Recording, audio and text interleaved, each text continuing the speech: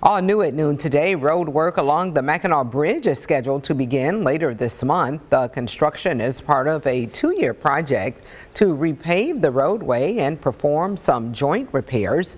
Beginning March 24th, the southbound side of the bridge will be closed for about a month. Then on April 26th, the work will flip to the northbound side. One lane will be open in each direction during the closures.